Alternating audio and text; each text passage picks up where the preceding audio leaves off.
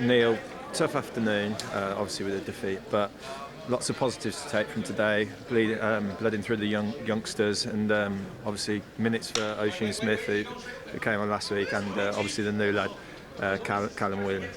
Tom Whelan. So, of course, Tom hasn't played for a couple of months. Osh hasn't played for a couple of months, so we knew that the 90s were going to do them good. Justin Donoghue hasn't had a 90, hasn't been able to get there.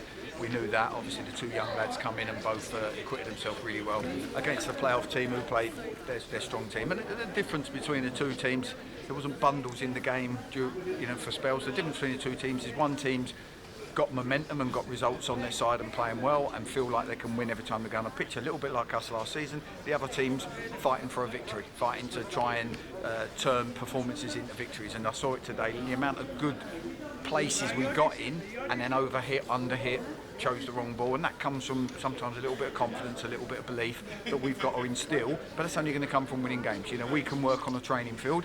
We need to find that first win and then try and find the second win, and so on and so forth. And that's got to start on Tuesday, and we'll give everything to do that Tuesday. So today we got bits out of it fitness-wise, like you say, new lads coming in. Tuesday we've got to try and turn that into a performance that gets a result.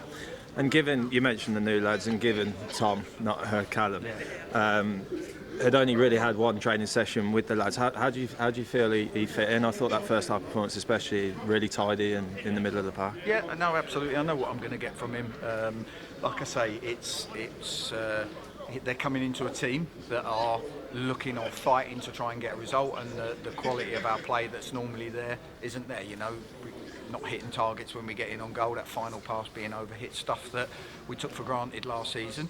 And it is what it is, and I've just said to the boys there, it happens. Football can beat you up. You can have a run of results where you feel like you can't see where your next win's coming from, and like we was last season, you can have results where you can't see yourself losing no matter what. And we're in that stage, and we've got to try and turn that around.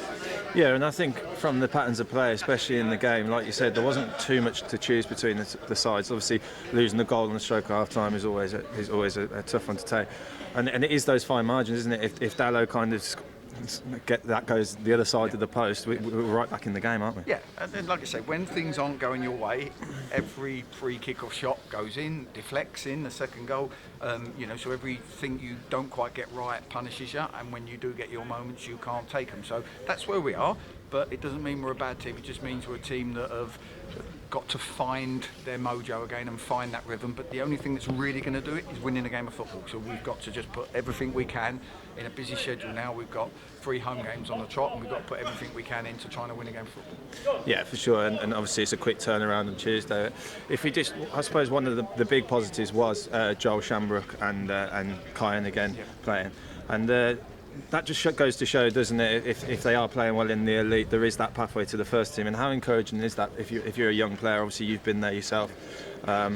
How encouraging is that to know that if they are performing in the academy, they're going to get that chance? Well, they've been training with us for a month or two now, so we've got to see them in training. They've become comfortable around the first team environment.